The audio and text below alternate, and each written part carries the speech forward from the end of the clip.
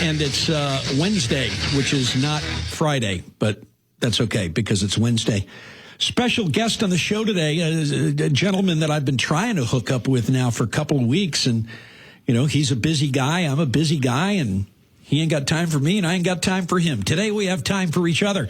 Ragin Cajun baseball coach Tony Robichaux is in the house. You finished your fall ball a couple of weeks ago, and I remember going into the fall last year. You said, you know what? I think we're going to hit the ball okay. I think we're going to score some runs, but I don't know if we're going to be able to find any pitching. Well, you found pitching, and they didn't start like a house of fire, but they finished like one, and as a result, you were in a super regional for the second consecutive year.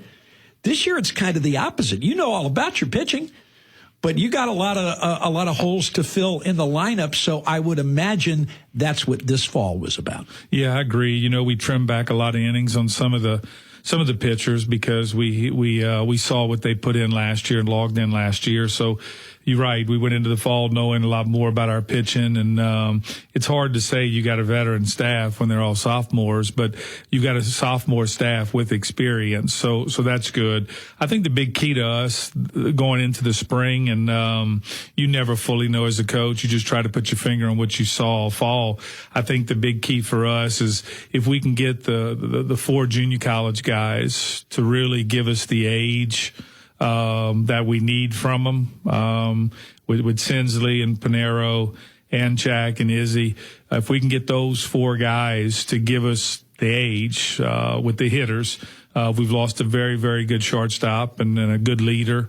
We've got leadership back behind the plate with Thurman. We do have to stay healthy there because we're young behind him right now. Trosclair will probably move over to first base for us. Kenan Fontenot came back and had a very good fall. Claymore looked real good. Brent Conrad looked real good. Brian Mills came back looking good. Jam Williams came back looking good. Joe Robbins came back looking good. So, we like what we have. I just think it's a matter of, again, the junior college guys really giving us some age. So really what it boils down to is during fall ball, you realize two things. Nick Thurman is your catcher, and Trosclair is probably going to move to first base. And then after that, it's going to be a lot of competition in the spring to see who can nail down opening day jobs. And just like it was a work in progress a year ago with the pitching staff, it probably isn't fair to expect everybody on this club to start hitting 400 right at the beginning of the season. Well, I think that's a fair assessment. What you want to try to have is, last year we scored some runs.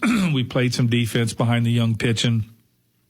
You'd like to try to offset one of the two. It's so hard with 11.7 scholarships to get hitting and pitching and fielding. You try to get all three to the best of your ability, but that's not an easy thing to do. And a lot of times when you load up on the hitting, you lack the fielding or pitching. If you load up on the pitching, you lack the hitting. So it's a unique thing to try to put all that together. And but I do like where we're at. I like what we have. I like the clubhouse. I like the work ethic that this team has. I think they're going to be a close team. We will have to share the pitching duties because there's a lot of guys that can pitch. But Joe Robbins, we know he's going to be in there. Claymore's going to be in there, and I don't think it's a matter of as much as the lineup versus, the defensive positions and lining that up. Is Joe going to play center or is he going to play third? Well, it depends what Pinero looks like when he gets back, from the fall. We got to be careful judging junior college guys and freshmen too fast. They both come in the fall and usually struggle. One usually struggles from maturity. That's the freshman. The junior college guy usually struggles from coming back from a little bit of lack of structure into structure, into a hitting system like we have the PAC system. So that throws them for a loop a little bit at first. So I really look forward to seeing these guys come back through the door in the spring because I think they're going to be that further advanced from having gone through the fall. Sinsley hit a bunch of home runs. at his junior college, but here the pitching's different. So he went through a readjustment period of trying to, look at that straight change and look at that back leg slider. He sees some things a little different than he saw at junior college. So again, when these guys get back from the fall, I think it's going to be good because they're going to have backed up a little bit. So hopefully they can come forward. You mentioned 4 junior college guys, and for those folks who who don't sit around and study your roster, you're talking about Brad Anchak, who is a shortstop. Yep. Alex Pinero, who is a third baseman, or I guess listed as a corner infielder. Third baseman, corner infielder, yes. Also, Izzy Edwards, who is an outfielder that I think everybody likes. And, of course, you mentioned Sensley, who's a first baseman outfielder at LSUE. But you mentioned Joe Robbins and you mentioned Kyle Clement and we mentioned Thurman and Trosclair. You pretty much know that those guys have got an opportunity to play every day. Mm-hmm. Then it becomes who else is going to be that? And I want to talk specifically about your shortstop position for just a minute because you did lose. That guy was your best leader, mm-hmm. and you're not going to replace him. You're going to have another guy out there playing shortstop, but you're not going to replace him. Agreed. I know that you like Anchak, and I know you like a little freshman by the name of Hunter Castles an awful lot too. What did you see about that competition at that position? First part of the question. And the second part of the question is, can one of them move to another position if necessary? I think they both can. I think Castles can slide over and play second base with no problem. What it does give us is Castles is a left-handed hitter and Anchak is a right-handed hitter. So it gives us maybe platooning situations if we would need to. Both of them were looked at differently all fall because one was a freshman, trying to get him up to scale. But what we like about him is that he didn't play fast. He didn't let the game speed himself up too much. He actually did a good job of keeping the game slow. That's a good sign out of freshman.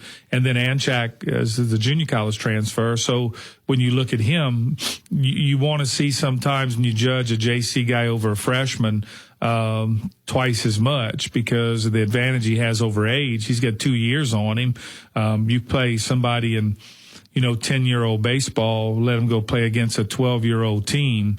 2 years makes a big difference. And so he gives you a little bit more of the age, in the right-handed hitter. The other one gives you left-handed hitting. So I think it's going to be a real good situation. Dylan Poncho is another guy that played very well for us, but he ran into a little PCL in the knee that had to be fixed. So he stayed down a lot of the fall. He'll be back in the spring, fully healthy and ready to go again. So we'll get to see a little bit more Dylan. We didn't get to see a lot of him this fall because of the knee injury.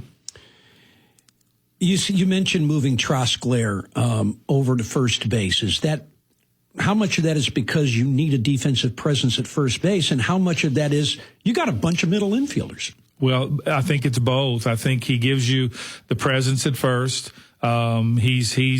He's the guy that's looked at as a leader internally of that infield. We got so much better last year when he got on the field every day, to play defense. So he gives you that calming presence defensively. He knows the game. He's very, very smart. His baseball IQ's through the roof. And it kind of fits that injury he had, last summer, playing in the Alaskan League, and he dove into a bag and tore his labrum. And when he goes out on a double cut as the lead guy, you don't have that arm, that you normally would have. And we have other guys that it's kind of like a process of elimination, I guess. We have more guys that can play in the middle of the infield than guys that can play first, and he's the best candidate to play first. And then it matches up with his arm. His arm's truly not back. He gets rid of everything quick and he handles it properly, but his arm just didn't come back like it should. I think in time it's gonna. And who knows, we might have somebody else. We've got 2 other guys over there that've played, 2 freshmen, in Horton and Norton, that both those guys did well for us. One's a left-handed hitter. The other's a right-handed hitter. And Sensley's played some first base for us too. I mean, you could do it. I just think he has to get better if you're going to do it. We're not going to give up on him, but he does have to get better as a first baseman.